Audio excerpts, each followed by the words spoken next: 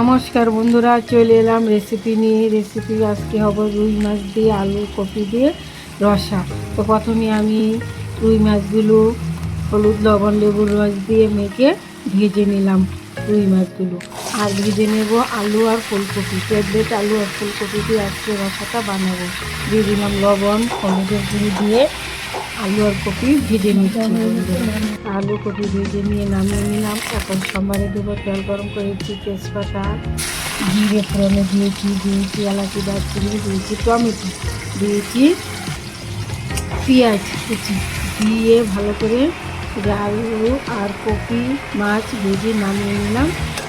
তো ওখানে বন্ধুরা এখন দিয়ে দিব মশলা, কিছু অ্যাড করবো মশলা, জিরা বাটা, আদা বাটা, লঙ্কা বাটা, হলুদের গুঁড়ো আছে, ধনিয়ার গুঁড়ো, লবণ দিয়ে এখন মশলাটা ভালো করে কষিয়ে নিলাম। এখন দিয়ে দিলাম আলু, প্লেট আলু আর ফুলকপি দিয়ে এখন ভালো করে মশলার সঙ্গে কষিয়ে নিচ্ছি বন্ধুরা।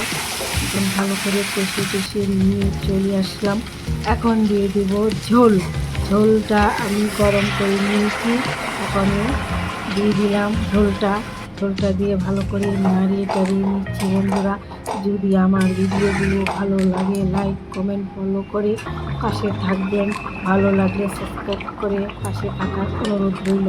তো মাছগুলো ঢেলে দিলাম ঝোলের উপরে দিয়ে ভালো করে নাড়িয়ে টাড়িয়ে নিচ্ছি বন্ধুরা। আমার রেসিপিটি যদি ভালো লাগে দিয়ে দিলাম গরম মশলার গুঁড়ো দিয়ে আবার একটু নাড়িয়ে টাড়িয়ে নিয়ে এলাম। আমার রেসিপি যদি ভালো লাগে পাশে থেকে আমার তো আমি পরিবেশন করে নিয়েছি, নামিয়ে নিয়েছি, ঢেলে নিয়েছি। তো কেমন হয়েছে বন্ধুরা লাইক কমেন্টের মাধ্যমে জানিয়ে দিও। আবার দেখা হবে নেক্সট ভিডিওতে, ততক্ষণ ভালো